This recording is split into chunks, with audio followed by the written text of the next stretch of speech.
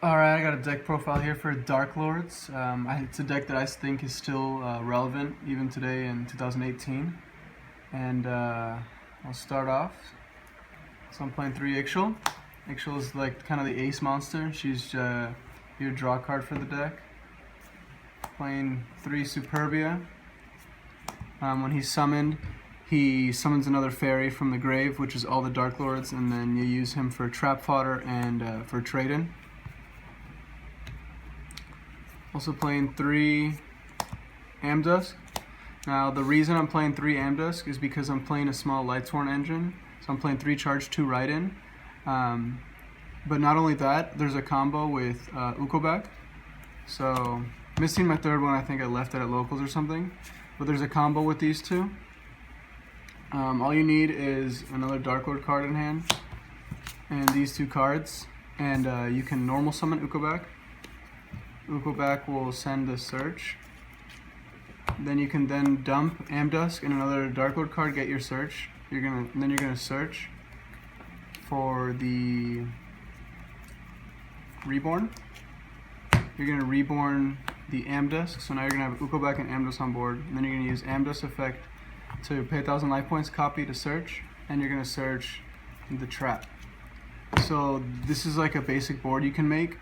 And the trap, you can use ukoback as fodder, and then Amdusk can then copy the reborn in the grave.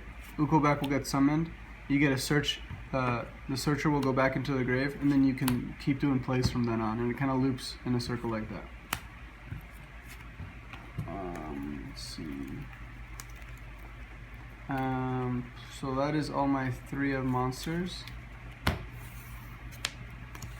Next, I'm playing 2 Nastin. He's only really good when you're going second. At first, you kind of just use him as a name, but he also copies from the grave like the other Darklords. And then I'm playing the 2 raiden that I mentioned earlier with the 3 charge. And for the final monster, I'm playing 1 Lucifer or Morningstar.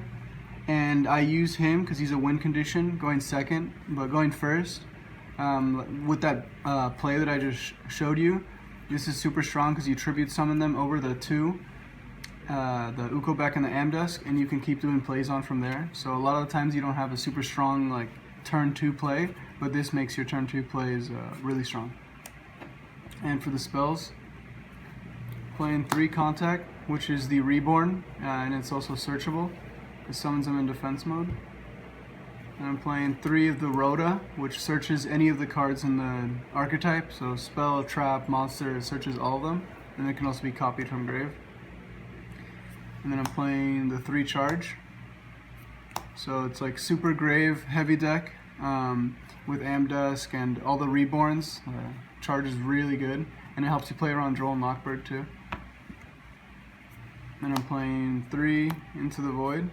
So with 3 Into the Void, I'm pretty much just playing a 37 card deck, and this just helps me turbo out, and I don't need the cards in my hand at the end of my turn, because after turn 1, you're using your grave as your resource.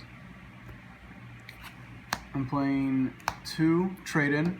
So as you can tell from my monster count, my only level 8s are Superbia, but it's searchable, and there are ways to get it like back from the grave too. So trade-in at 2 is really good. I wouldn't play it at 3 just because I'm only playing 3 level 8 targets. I'm playing 2 Called by the Grave. I would play 3 if my deck didn't turbo and draw so much, because if you play 3, you're more than likely going to see more than 1 in 1 turn, and that's not really good. So 2 has been working just fine for me. And now for the 1-ofs, I'm playing Soul Charge, Monster Reborn. No explanation for these 2. You're playing a grave deck, you want to be able to get everything out of the grave. And I'm playing 1 Allure of Darkness. I've played this card at 3 and I've played it at 2 in this deck, and I like it at 1 the most because you don't want to open with this card. You want to draw into it later after you already have like cards in the grave, so you don't banish like a key piece from your hand. And then I'm playing 1 Reasoning. So all your monsters are different levels, so you're always going to be summoning something, and then also all your spells and traps, all the Darklord spells and traps like to be in the grave to be copied. So this card is like one of the most broken cards in the deck because it can essentially turn into send a Darklord card, send a Darklord spell or trap from your deck to the grave and summon a Darklord. Like, that's really good. And then for the traps, I'm playing 1 enchantment and 2 rebellion.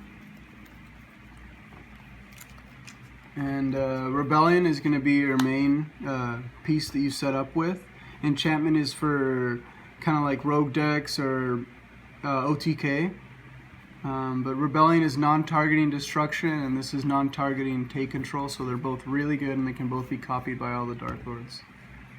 Okay, that's the main deck. So for the extra deck, I have 4 link monsters right now. You can play pretty much whatever you want. You can play Saryuja, you can play Borreload. I'm just kind of minimalizing it. I'm playing 1 Decode for the arrows. Pretty much when you draw Soul Charge, you can make a busted board with Decode because of his arrows. I'm playing 1 Underclock Taker for his downward arrow, spell trap removal, and then monster removal. The new set just came out, so I don't have the card yet, but I will most likely be playing the Dark Link. And then for Synchros, I'm playing Dawn Dragster and Black Rose. So with that combo that I showed you earlier, if you draw Charge of the Light Brigade and you mill any of the key pieces through the 5 cards that you mill, you can make this on top of the double destruction. So a lot of the times I'm ending on a spell trap negate with 2 destructions through the trap. And then now we got XYZs. I'm playing 1 Big Guy for Nastin, 1 Hope Harbinger for just the regular spell negation, 1 Lancelot because he's a dark and just generically good. I'll say as an insurance policy, I'm playing 1 Sky Prison for mill decks or grave decks like Lightsworn or Zombies. I'm playing 1 Zombie Stein, 4,500 attack, and he's also a dark, and then he has the added benefit he can negate something. So for the rest of them, I'm playing the Spider package. So these 3 spiders I actually do use them a lot. They can go over any of the dark, rank 7, 8, or 9, or 10. This one is only made through 2 Ixchels, which seems kind of bad, but a lot of times you're ending on 1 Ixchel and then the next turn you're putting another Ixchel on board. And this one's the best one because it's a bridge between any of the other ones and the boss. And the boss is 7 Sins, which banishes all your opponent's monsters. And if it were to be destroyed, you detach 1 instead.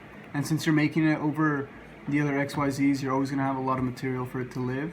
And that effect doesn't activate, so like it'll protect itself under Solemn Strike or things like that. Thank you.